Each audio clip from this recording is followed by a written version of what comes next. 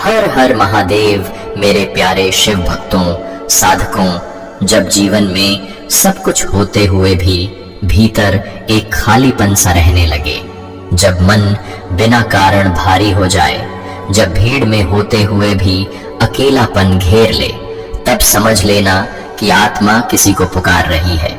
और वह पुकार अक्सर शब्दों में नहीं होती, वह एक मौन वेदना होती है। ठीक उसी क्षण शिव आपको देख रहे होते हैं, क्योंकि शिव शोर में नहीं मौन में उतरते हैं। और जब शिव किसी को देख लेते हैं तो वह व्यक्ति स्वयं नहीं जान पाता कि उसके जीवन में धीरे धीरे क्या बदलने वाला है, क्योंकि शिव का आना कभी ढोल नगाड़ों के साथ नहीं होता। उनका आना तो हवा की तरह होता है, जो दिखाई नहीं देती लेकिन सब कुछ हिला देती है। और जब शिव आपसे प्रसन्न होने लगते हैं तो वे पहले आपके जीवन की दिशा नहीं बदलते, वे पहले आपके भीतर कुछ तोड़ते हैं, कुछ गलाते हैं, कुछ जलाते हैं, ताकि आप नए हो सको।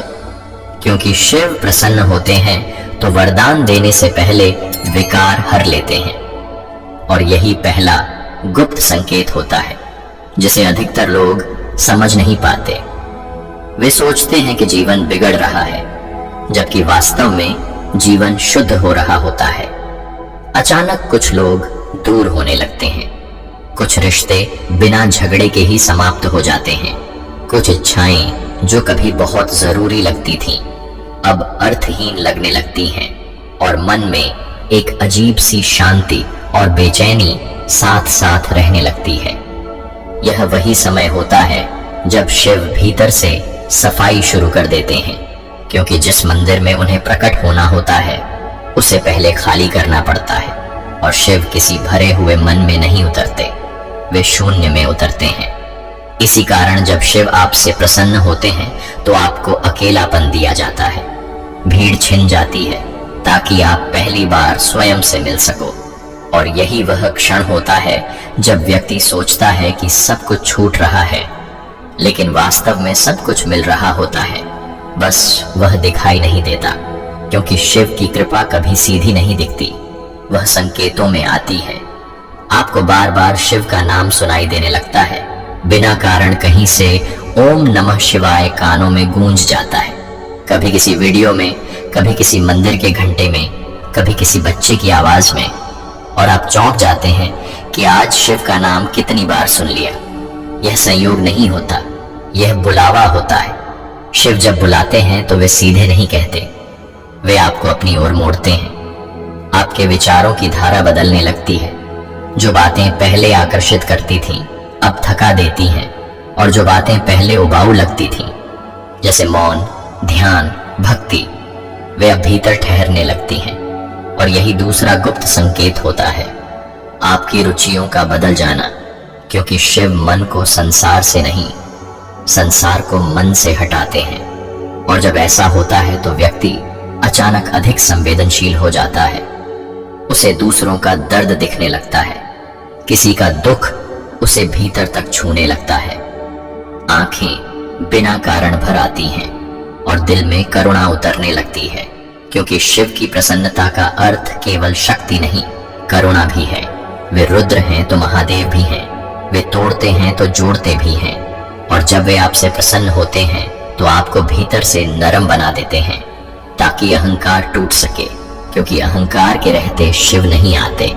इसी कारण कई बार व्यक्ति को अपमान का अनुभव कराया जाता है, बिना गलती के भी झुकाया जाता है, और यह बहुत पीड़ा देता है। लेकिन वही पीड़ा शिव का स्पर्श होती है, क्योंकि शिव जिसे ऊंचा उठाना चाहते हैं, पहले उसे भीतर से झुकाते हैं। और यह संकेत बहुत गुप्त होता है, क्योंकि संसार इसे दुर्भाग्य कहता है, जबकि शिव इसे दीक्षा कहते हैं। और इसी दीक्षा के दौरान जीवन में एक और परिवर्तन होता है, आपकी नींद बदलने लगती है। रातों को अचानक नींद खुल जाती है, मन शांत होता है लेकिन जागृत रहता है, खासकर ब्रह्म मुहूर्त के आसपास। और उस समय भीतर एक अजीब सी शांति होती है, जैसे कोई देख रहा हो, जैसे कोई बहुत अपना पास हो।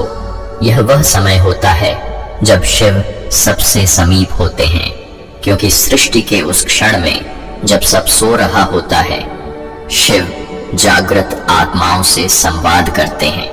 और अगर उस समय आपके मन में बिना कारण शिव का स्मरण हो जाए तो समझ लेना कि आप उनकी दृष्टि में आ चुके हैं, क्योंकि शिव किसी को जबरदस्ती नहीं बुलाते, वे केवल संकेत देते हैं। और जो संकेत समझ लेता है वही साधक बनता है, और जो नहीं समझ पाता वही शिकायत करता है कि जीवन कठिन क्यों हो गया।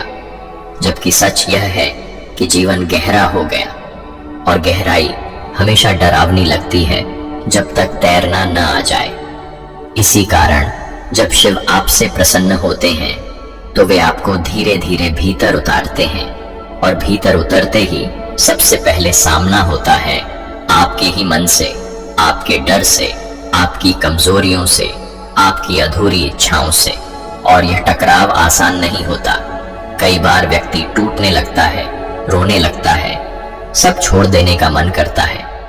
लेकिन यही वह परीक्षा होती है जहां शिव देख रहे होते हैं कि आप भागते हो या ठहरते हो, क्योंकि शिव भागने वालों के नहीं, ठहरने वालों के हैं, जो अंधकार में भी बैठे रह सके।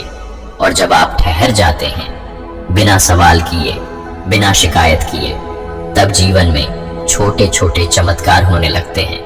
अचानक कोई रास्ता खुल जाता है, कोई मदद बिना मांगे मिल जाती है, कोई रुका हुआ काम सहज हो जाता है, और आप सोचते हैं कि यह कैसे हो गया।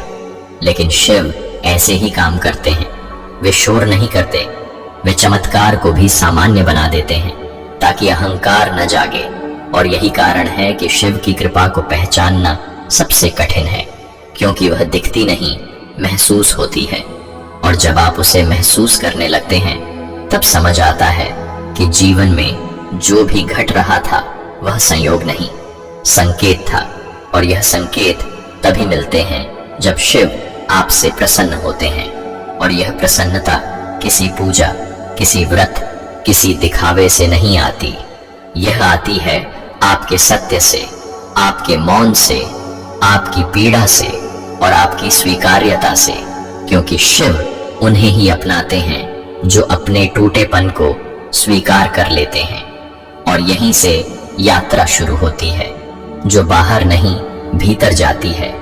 और आगे जो संकेत मिलते हैं वे और भी गहरे होते हैं, जिन्हें समझना हर किसी के बस की बात नहीं होती।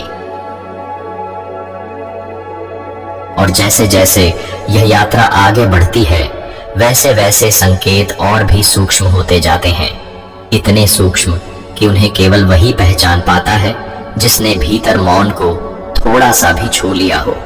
क्योंकि शिव के संकेत कभी बाहर से चिल्लाते नहीं, वे भीतर से फुसफुसाते हैं। और जब शिव आपसे प्रसन्न होते हैं तो सबसे पहले आपकी सोच की गति बदलती है। पहले जहां मन हर बात पर तुरंत प्रतिक्रिया करता था, अब वहां एक ठहराव आ जाता है। कोई अपमान करे तो तुरंत क्रोध नहीं उठता, कोई प्रशंसा करे तो भीतर उछाल नहीं आता। और यह बदलाव आपको खुद भी अजीब लगता है। आप सोचते हैं कि मैं पहले जैसा क्यों नहीं रहा, लेकिन सच यह होता है कि आप पहले जैसे रहने लायक बचे ही नहीं, क्योंकि शिव ने आपको थोड़ा सा चखाया होता है उस शांति का जो संसार से नहीं आती। और एक बार जो उसे चख ले उसके लिए पुरानी बेचैनी फीकी पड़ जाती है। यही कारण है कि जब शिव प्रसन्न होते हैं तो व्यक्ति को संसार के खेल से धीरे धीरे विरक्त करने लगते हैं। पर यह वैराग्य गेरुए वस्त्रों में नहीं आता, यह तो आपके भीतर आता है। आप वही काम करते हैं, वही जिम्मेदारियां निभाते हैं, लेकिन अब भीतर एक साक्षी बैठ जाता है जो सब देखता है पर बहता नहीं। और यह साक्षी कोई और नहीं, शिव का अंश होता है, क्योंकि शिव स्वयं साक्षी हैं। और जब वे किसी को अपना बनाते हैं तो उसे भी साक्षी बना देते हैं।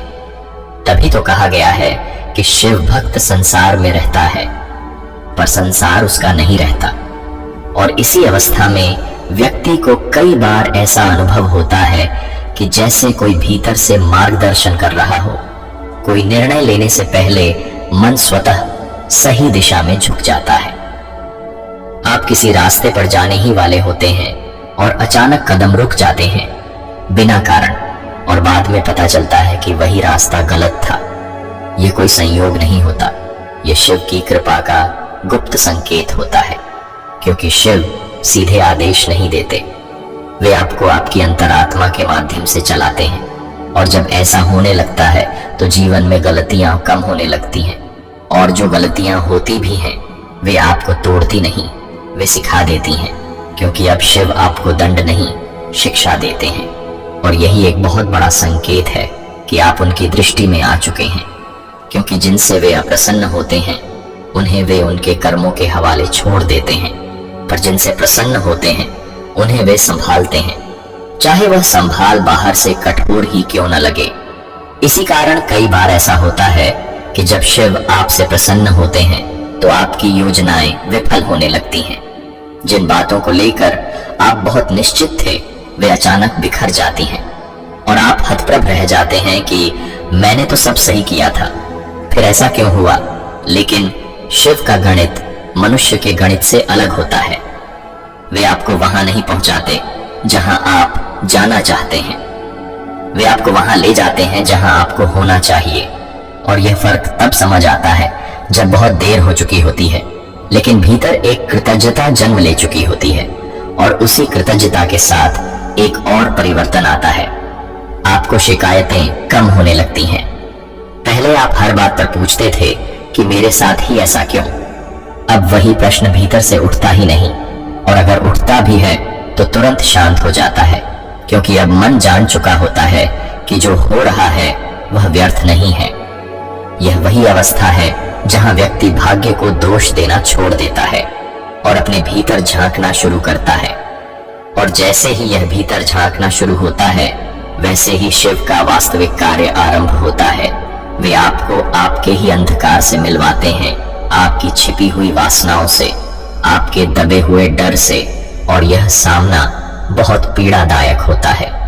कई बार लगता है कि पहले तो जीवन सरल था, यह साधना क्यों शुरू हुई।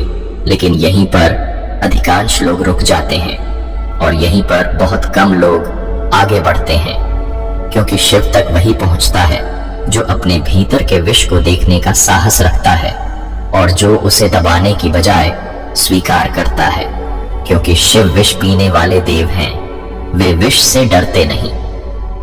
और जो साधक अपने भीतर के विष को शिव को अर्पित कर देता है वही नीलकंठ का अर्थ समझ पाता है। और जैसे जैसे यह स्वीकार बढ़ता है वैसे वैसे जीवन में एक अजीब सी सरलता आने लगती है। चीजें जटिल नहीं रह जाती, निर्णय स्पष्ट होने लगते हैं, और मन में एक मौन विश्वास जन्म लेता है कि जो होगा ठीक होगा। और यह विश्वास किसी किताब से नहीं आता, यह विश्वास अनुभव से आता है, और यह अनुभव तभी आता है जब शिव आपसे प्रसन्न होते हैं, क्योंकि वे आपको सिखाते नहीं, वे आपको घटाते हैं। और इसी घटने की प्रक्रिया में व्यक्ति का अहंकार गलने लगता है, और अहंकार के गलते ही सबसे बड़ा संकेत प्रकट होता है। भीतर भक्ति जन्म लेने लगती है, बिना किसी दिखावे के, बिना किसी शोर के। आप किसी को बताना नहीं चाहते कि आप शिव के भक्त हैं, आप बस होना चाहते हैं।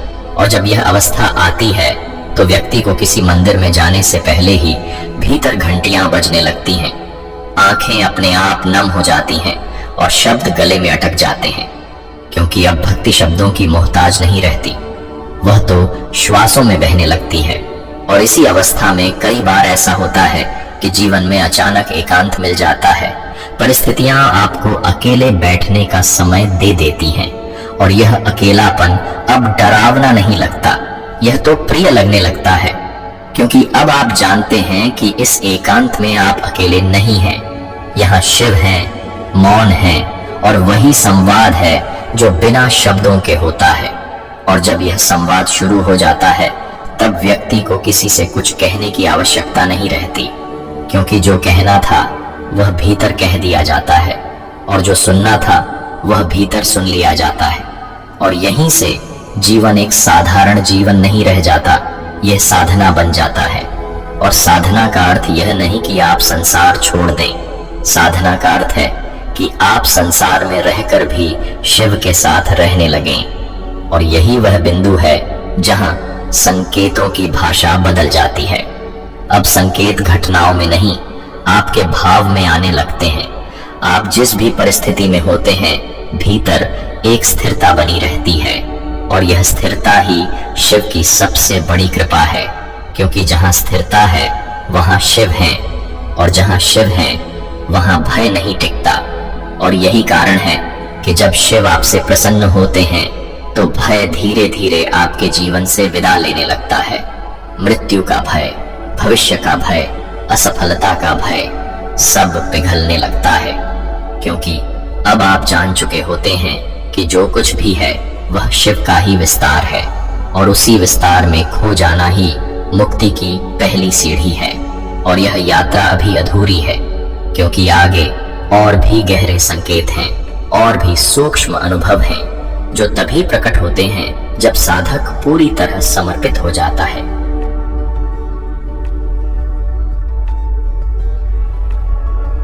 और जब साधक इस यात्रा के इतने भीतर आ जाता है, तब शिव के संकेत अब बाहर की घटनाओं में कम और भीतर की अनुभूतियों में अधिक प्रकट होने लगते हैं।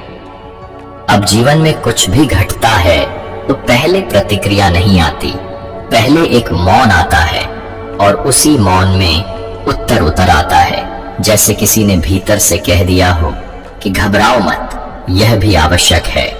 और यही वह क्षण होता है जहां व्यक्ति समझने लगता है कि शिव अब केवल आराध्य नहीं रहे, वे सहचर बन गए हैं। क्योंकि जब शिव आपसे प्रसन्न होते हैं तो वे आपको अकेला नहीं छोड़ते, वे हर स्थिति में साथ चलते हैं, चाहे वह सुख हो या दुहक। और यही कारण है कि अब दुख भी पहले जैसा दुहक नहीं रहता, उसमें भी एक अर्थ छुपा होता है, और साधक उस अर्थ को महसूस करने लगता है।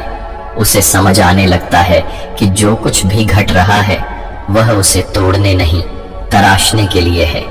और यह समझ आते ही भीतर एक गहरी शांति उतर आती है, ऐसी शांति जो परिस्थितियों पर निर्भर नहीं होती, क्योंकि अब शांति बाहर से नहीं, शिव से आती है। और शिव का वास जहां हो वहां अशांति टिक नहीं सकती। और इसी अवस्था में कई बार ऐसा होता है कि साधक को अपने जीवन की पुरानी पीड़ाएं याद आने लगती हैं। वे घाव जो कभी बहुत दुख देते थे अब सामने आकर खड़े हो जाते हैं, लेकिन इस बार वे रुलाते नहीं, वे मुक्त कर देते हैं, क्योंकि अब उन घावों पर शिव का हाथ होता है, और शिव का स्पर्श विष को भी अमृत बना देता है।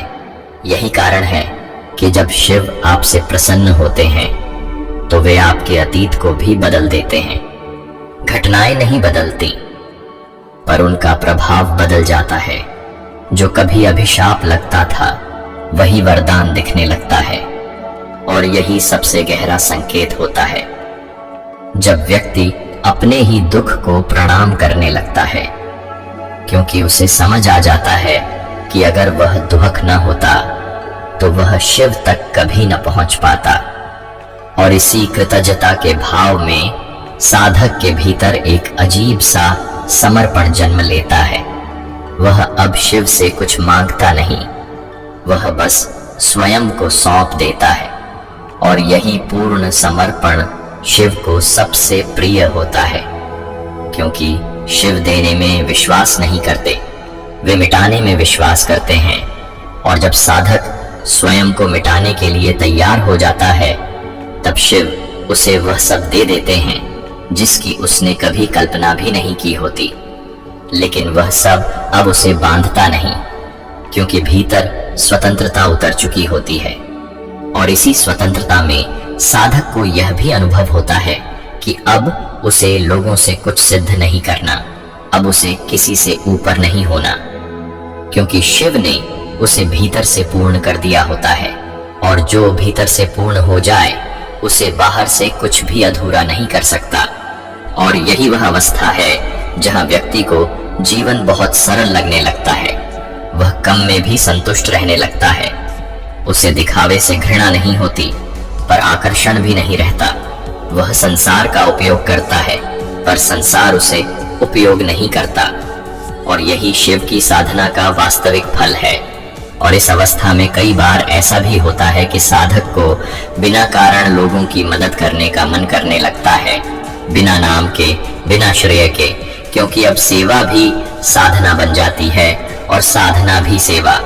और यही वह क्षण होता है जहां शिव अपने भक्त को लोक के लिए उपयोग करते हैं।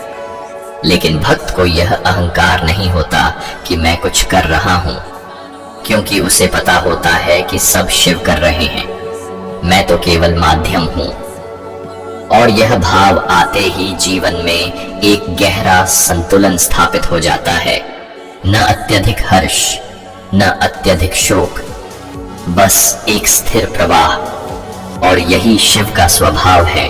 वे स्वयं भी न हंसते हैं, न रोते हैं, वे बस हैं। और जब साधक भी बस होना सीख लेता है, तब समझ लेना कि शिव उससे पूर्ण रूप से प्रसन्न हो चुके हैं, क्योंकि अब उसे किसी संकेत की आवश्यकता नहीं रहती। अब उसका पूरा जीवन ही संकेत बन जाता है। उसकी शांति, उसकी दृष्टि, उसका मौन, सब कुछ शिव की उपस्थिति का प्रमाण बन जाता है। और यही वह अंतिम बिंदु है जहां यात्रा समाप्त नहीं होती, बल्कि एक नए जीवन की शुरुआत होती है। ऐसा जीवन जहां हर श्वास शिव को समर्पित होती है, हर कर्म शिव को अर्पण होता है और हर मौन शिव से संवाद बन जाता है। और यदि आप भी यह सब सुनते हुए कहीं न कहीं अपने भीतर हल्का सा कंपन महसूस कर रहे हैं, यदि आपके मन में भी कहीं एक मौन स्पर्श हुआ है, तो समझ लेना कि यह केवल कहानी नहीं थी, यह एक बुलावा था। क्योंकि शिव केवल चुने हुए लोगों से नहीं, तैयार लोगों से बात करते हैं। और शायद आप भी अब तैयार हो चुके हैं। और अब इस यात्रा के अंत में यदि इन शब्दों ने आपके भीतर कुछ छुआ हो, यदि एक क्षण के लिए भी आपको अपने मन की गहराई का एहसास हुआ हो, तो उस अनुभव को यहीं मत छोड़िए, उसे एक छोटा सा रूप दीजिए इस वीडियो को लाइक करके, ताकि यह ऊर्जा और लोगों तक पहुंचे। इस चैनल शिव ध्यान सागर को सब्सक्राइब करके, ताकि शिव की यह साधना यात्रा यहीं न रुके। और नीचे कमेंट में बस एक शब्द लिख दीजिए, ओम नमः शिवाय, या अपने मन की कोई छोटी सी अनुभूति। क्योंकि जब आप लिखते हैं तो वह केवल शब्द नहीं होते, वह आपकी भक्ति की गूंज होती है। और संभव है उसी गूंज में शिव फिर से आपसे संवाद करें।